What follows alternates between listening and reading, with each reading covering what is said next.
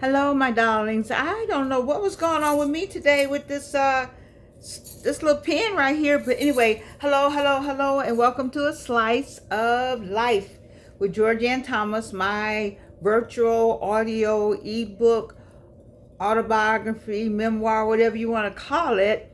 Is fun for me. I feel like this is what I should do about my book. I should talk it out. You know what? Talking books. Is there something called talking book? Anyway. So we've been in the 80s a minute. we need to come out these 80s. Too many stories, too many things in the 80s. But before we do anything, today is Friday. I don't have the date anymore past my birthday, but it's Friday, the week of my birthday. And we were talking about my brother got me this keyboard, and we were talking about what I knew how to do. And something happened today, something I didn't know. I felt your heart met mine, and I knew for sure. Oh, that's not right, is it? Yeah, I knew for sure. Oh my God. C, D, D, D, D, D, D, D, D, yeah, and I knew for sure. That sound right? D, D, D chord. Oh, see, I had it all together.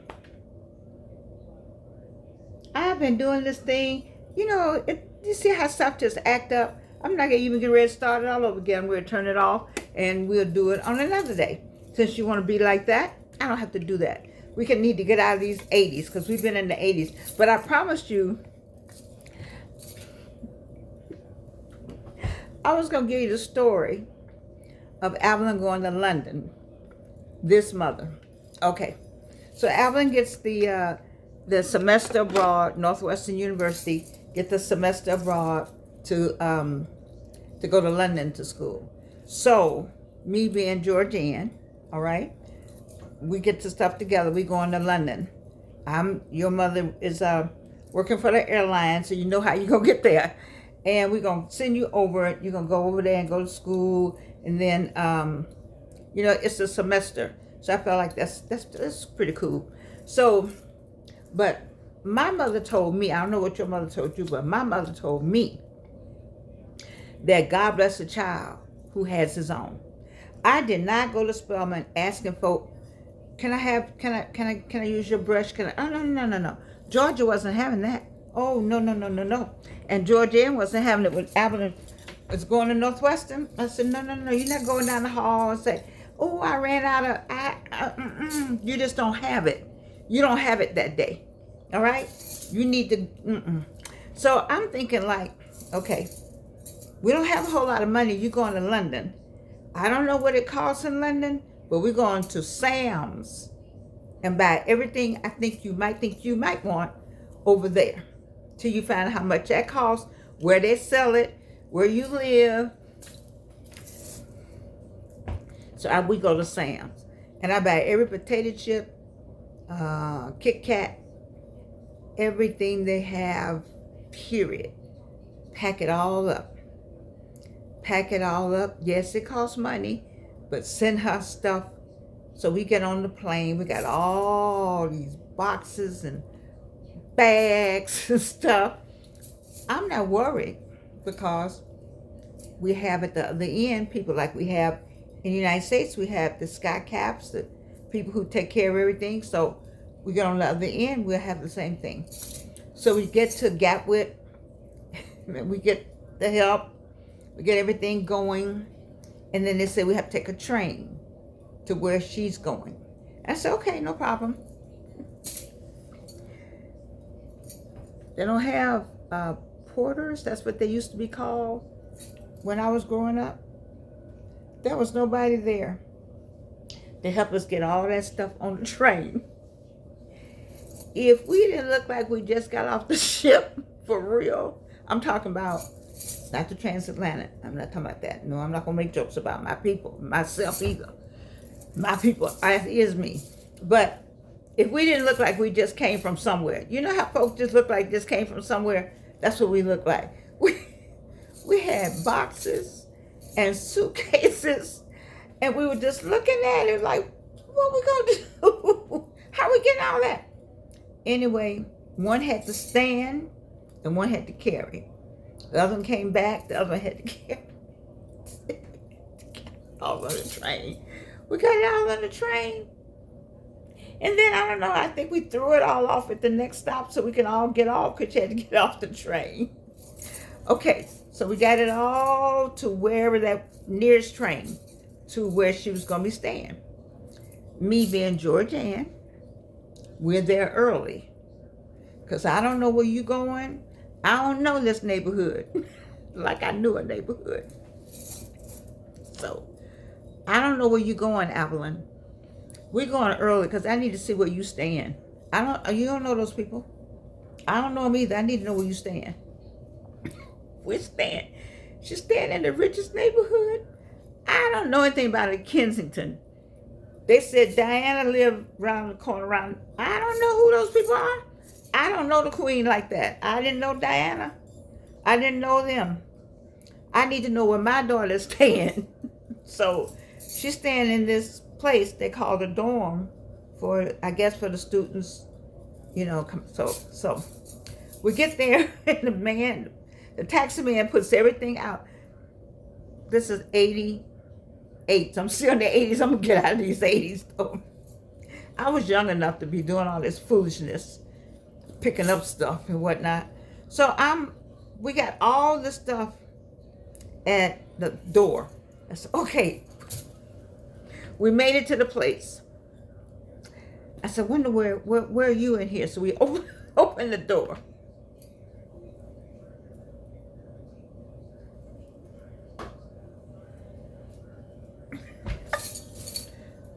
That's how far the steps were. I said, what? Oh my God. So one had to stay downstairs with the stuff, while the other one walked all the way up to the floor we thought. Now, first we had to get somebody to let us in because we were early. So here come the people that were early. So we got in and we were way up those steps. No elevator. So we got it up there because I was a younger woman then. Late 40s maybe. Anyway, up the stairs we went. We get in there, we finally get everything in the room that we think is her room. And I said, oh, this is a nice room, but it has 3 beds in it. And you don't have 3 beds. You're in a single room. Oh, yes, I did. Yes, I did. You don't know those people. I don't know where you're going. They have 1 single room. I could pay extra. Oh, yes, I did pay extra. I think I worked in baggage to get that extra money. So that, I'm working at Delta. Okay. So you can do extra jobs. I worked in baggage to get that money for her to have the single room. So I called the one, it's always one, right? I called somewhere and said, there's 3 beds in here. And they said, yes, that's her room. I said, oh, no. I paid for a single room. By the time they figured out, oh, the one has a single room. So we got all of that we had on that floor. We had to go to another floor, I think. Anyway, we get to the single room. Well, what I paid for was a cubby, but it was still her cubby. So we got it all in there. Once we got the food in there, it looked like Costco's. It looked like Sam's for real.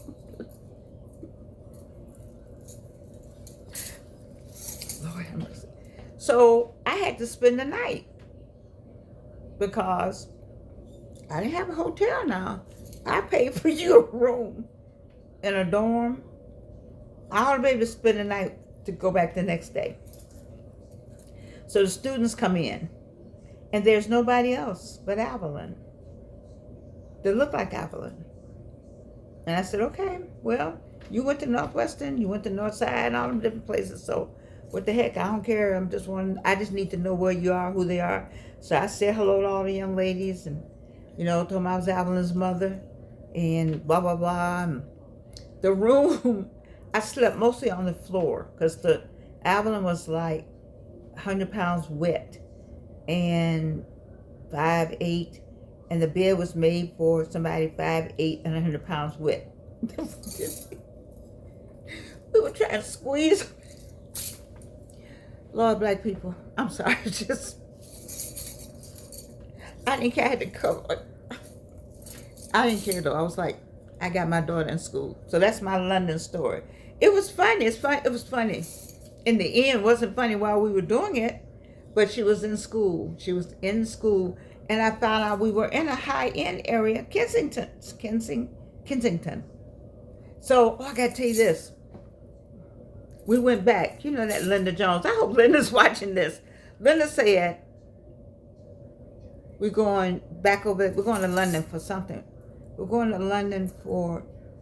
to Paris for your birthday. Oh, I should get that. I always don't have, golly, I need me an assistant. So I can say, go look in the closet. Anyway, it was my birthday. We went over for my birthday to Paris because I hadn't been in a minute. So we went back for my birthday, but went to London first. And so we checked out of the hotel. Let me tell you how God got his hand. Y'all, I'm gonna give y'all this story. Listen up now. You know how a pocketbook flips, you know the flip pocketbook? And so the top was flipped back. I went in there to get something. I had 2 or 3 bags. And I had my purse. Down in the hotel, checked out. The purse is flipped open. Passport, money, all my business on this beautiful bag though. Black leather, something with fur. You know how I roll. Probably got on sale somewhere, but it's pure leather. Beautiful. We get in the car to go to Paris in the taxi. Got ready to pay the taxi. No pocketbook. I left my purse in the lobby of the hotel in London, England. I did. And the taxi turned around to take us back. I couldn't go in. I cried from Gatwick all the way back in town. I cried all the way. Asked God, please. Because that would mean no passport, no money, no Delta Airlines ID, nothing. I said, Linda said, I'll go in. Or Avalon went in. I stayed in the taxi. Do you know they came out with the pocketbook? They said, we were going at least an hour. They said the pocketbook was sitting in the lobby, open up. That's a case of God blinded. Nobody saw the pocketbook. It was a shield around that pocketbook. Somebody say amen with me. It was a shield around that pocketbook. Or people just thought nobody would be stupid enough to leave their pocketbook open. This must be a test or a trick. Whatever it was. But I believe it was a shield around it. Got the pocketbook. Whew. Whew. That was something. That was something. That's back to my something. I have got to sing this song for y'all today. Something happened today. I just want to sing it. I can't believe I don't know how to do the chorus now. But anyway, that was the London Story 1 and London Story 2. And then the last one is London Story 3. We are finally at Gatwick. We get on a flight to go to Paris. Nobody told me that it was like a prop. I've been on a prop kind of plane twice. I gotta tell you that. Let me tell you about the first time. With one pilot. I didn't know it was one pilot. One pilot. Zanona Clayton, media women, said we're going to go to the Bahamas for a convention. Okay. So I had to I went Delta Airlines, whatever you do. Then I think I purchased something on Bahamas Air. I'm not sure what it was. Anyway, we trying to get to Zanona. And my daughter said, you know how children talk. She said, I can see the water. That is so nice. I'm on a plane. I'm tired. I'm trying to just... you know, the whole mama thing. I looked out the window. I said, what? We can see the water. You can see the fish.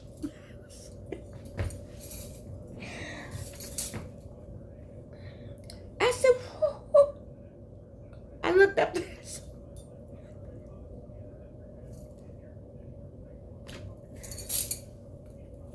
Me and the Lord had a conversation. I knew I had to get back, so I had to pray going for coming back. I said, I couldn't say, well, Lord, if you get me off, I'm not going to get back on because I had to get home, right? I'm like, I got to, Lord. So let's go back to London.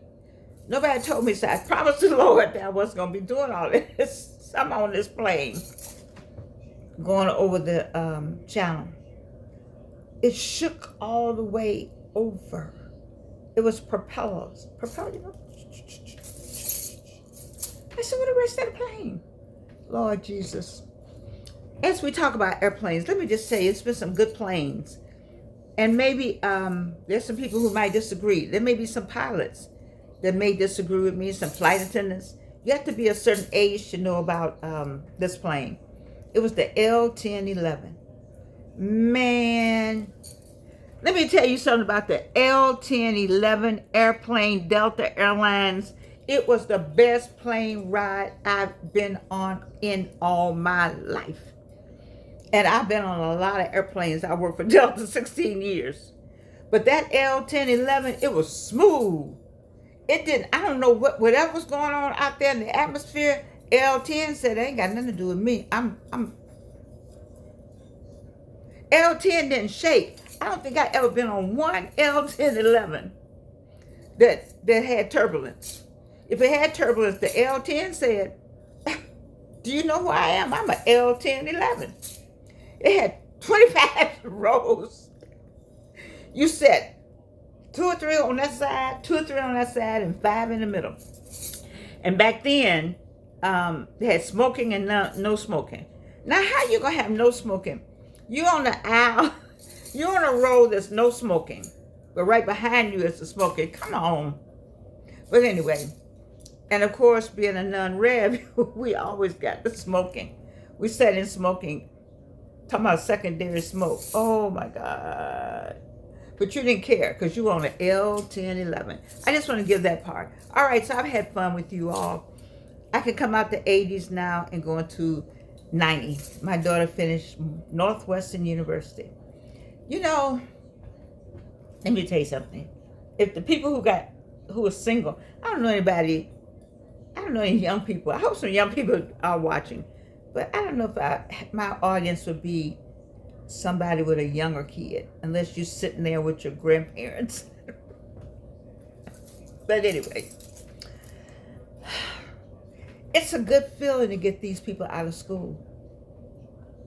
You know, you're proud for them, but you think about what, you know.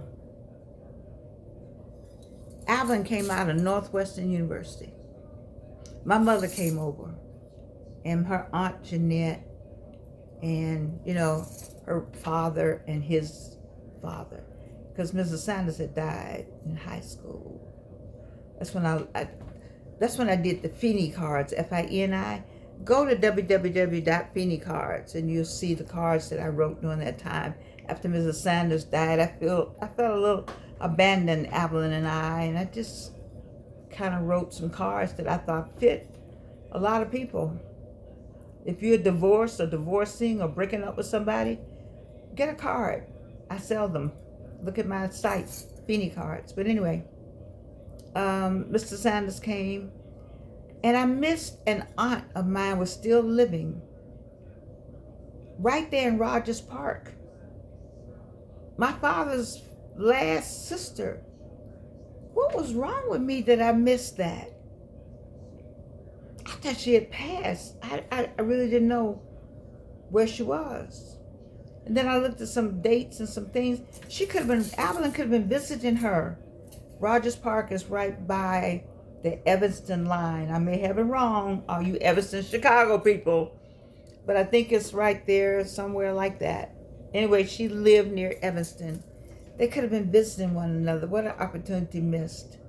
I talk about that. If you got some aunts, some uncles, some folk you need, some cousins, go find them. Like, I don't know my Henderson people, and I love the Hendersons, but they don't know me either, though. There's some Thomases I don't know. I have some first cousins that I've never met, you know, from Gary, Indiana.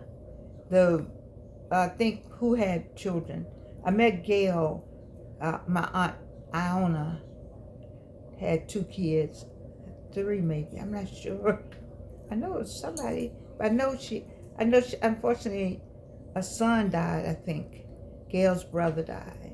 And that may have been her only brother. William, maybe. Sad, because he was young.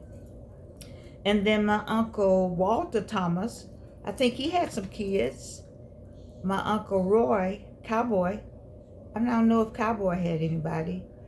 My uncle Oris didn't have anybody, although they lied. Somebody lied to get the insurance to say he had a G. Thomas. He left stuff to Georgianne Thomas, but they didn't want me to have it. It's okay. I hope they enjoyed whatever it was. It was okay. I love my Uncle Oris. Naomi, this aunt, Naomi Thomas was the help in Chicago.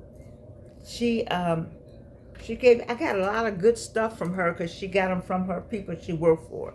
I think she worked for Kellogg, the Kellogg people. Naomi Thomas. I think she worked for Kellogg over there in Illinois, Northwestern's Kellogg. She was always traveling somewhere, you know, because she was the household help. That was Naomi. Eleanor, Aunt Eleanor, is the one who always had some kind of store, and she could sew. That's why I have a line of clothes back here. Oh yeah, you didn't know that? Oh yeah. I have a line of vests. Got ready to go somewhere. I don't know where I'm going with it. But I want to get these vests going in honor of Aunt Eleanor. They're called the Aunt Eleanor vests. Aunt Eleanor. Just good stuff. Anyway, so we're in the 90s. Avalon has finished Northwestern. What a great feeling that is. So let me give you the backup. No, I can't give you that story. But they called me, but I told it enough. I'm going to tell it. I know Avalon is cringing. She's like, oh, don't. But you know how you think you paid everything? So I'm working at Delta Airlines. I'm working over. I'm trying to, you know, my daughter's about to finish Northwestern. Oh my God, you know, getting it all together. My daughter called and said, I'm like, what? Well, we have an issue. What's the issue? Well, we have one more bill. So what the? They told me it was 0. You know, I'm calculating everything. We have one more bill. And so she told me what the bill was. I almost went through the roof. But guess what? I went to Delta Airlines Credit Union, and I said, look, I know you all don't want to loan me any more money. I know I owe you money, but I'm still working here. This child has got to come out of Northwestern. I'm down to the last money. I don't have any more. Can you just make the check out to Northwestern University? Make it out to them. And I told them what the bill was. I'm not going to tell y'all because y'all will be like,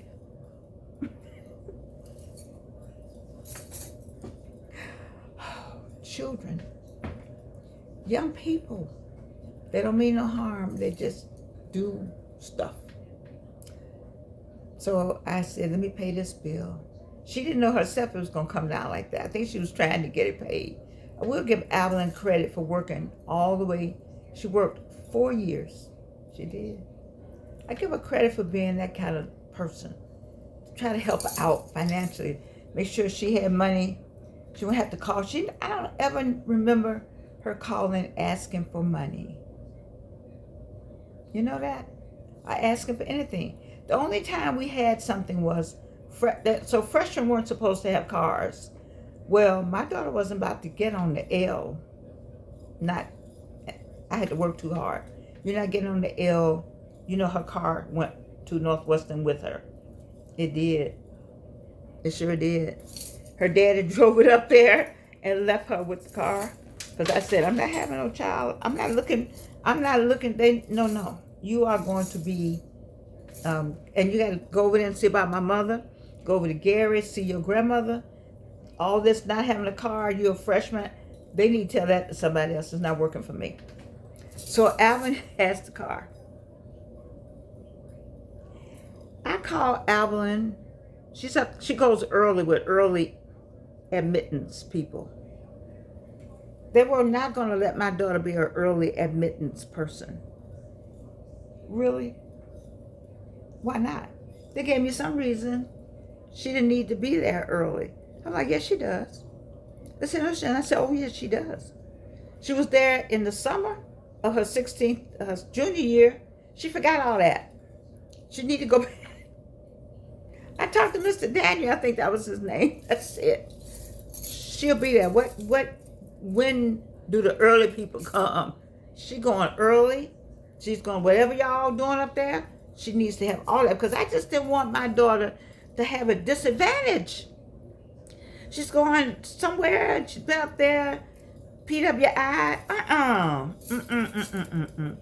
You got, you know, we have to press harder. That's what people don't understand.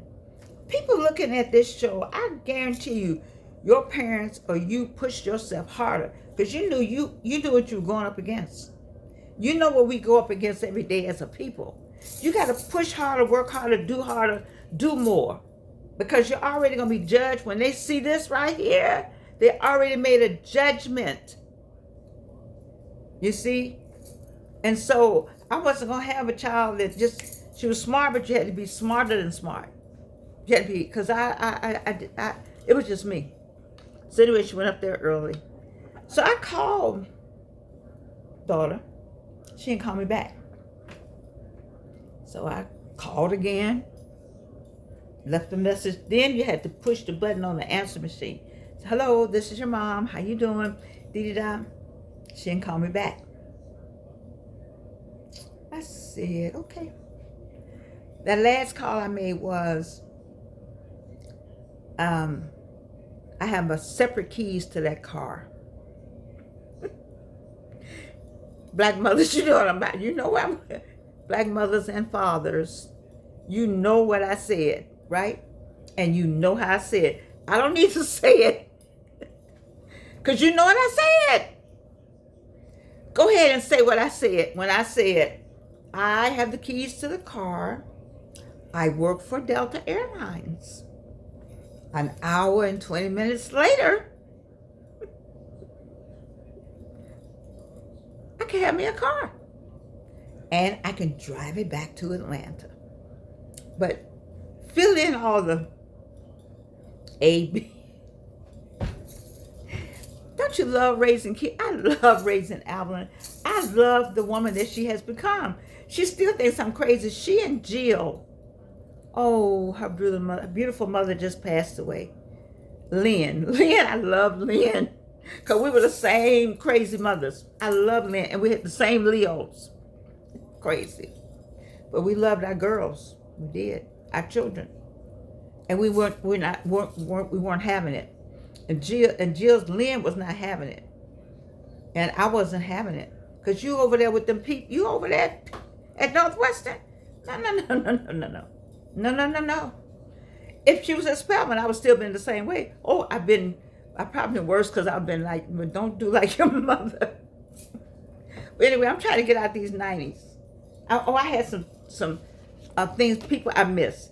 Dallas Austin, when I was his interview coach, he'll tell you, it was because of Amy Bolton Curley. Oh, she was just the best person. Or was she Amy Curley Bolton? Anyway, Amy here's another opportunity. Why am I not still the interview coach? My first person was Dallas Austin. Why am I not still interview coaching? All kind of opportunities, Georgianne, just all kinds. I'm grateful to Amy for doing that. And she and Evelyn were roadies. They took somebody on the road. Amy does the Dove or one of those gospel somethings now. I don't know where Amy is. I love Amy and her husband. I love them to life. I did. Very good, wonderful people. What else did I have? I have Wayne McMillan's name down here for something. I was his walking doll. He introduced me to Ferragamo shoes. He said, "Girl, you need to wear Ferragamo shoes." I'm like, "Okay, where's that?" He said, "You need a shoe that when you walk in and get the one up, that those who know will know." Like right now, Wayne McMillan is probably having a fit because all this, and all this, and all this right here. All this right here. It's probably getting on his nerve. But you know how you take them to somewhere and give them some training, and they still come back like this. It's all right, Wayne. I'm happy like this. I am. I love all of this. And this is if this is where I can do it, then I'm going to do it here. Especially at 81. Oh, no, I'm not 81. Wait, you know what I saw on Tamron Hall today? The man was 30 years younger than the woman, and he loved her.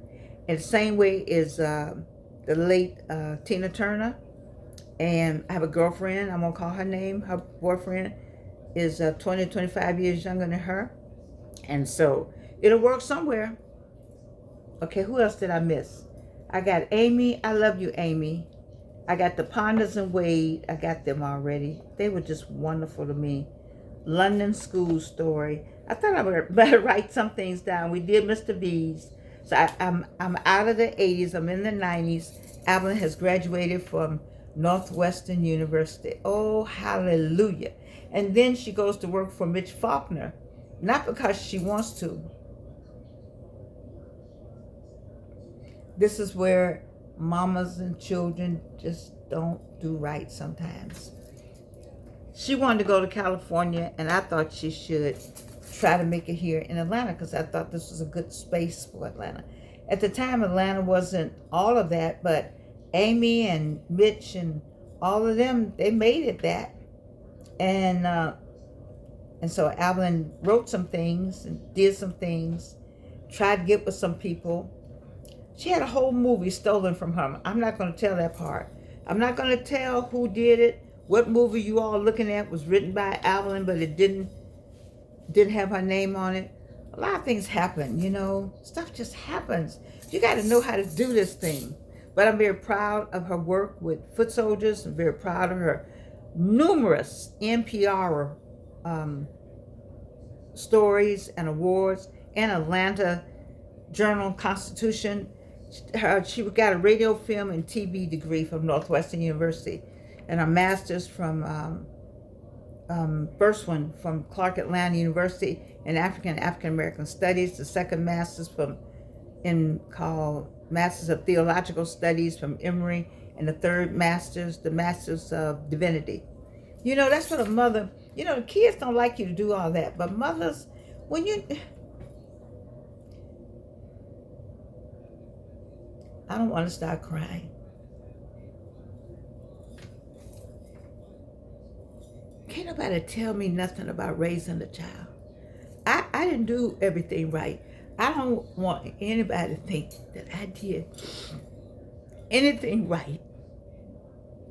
But I believed in God. I knew He was going to take care of me. I had this child, and I didn't care. I did what I had to do. So,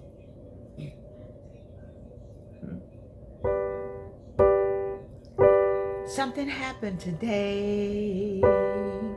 Something I didn't know.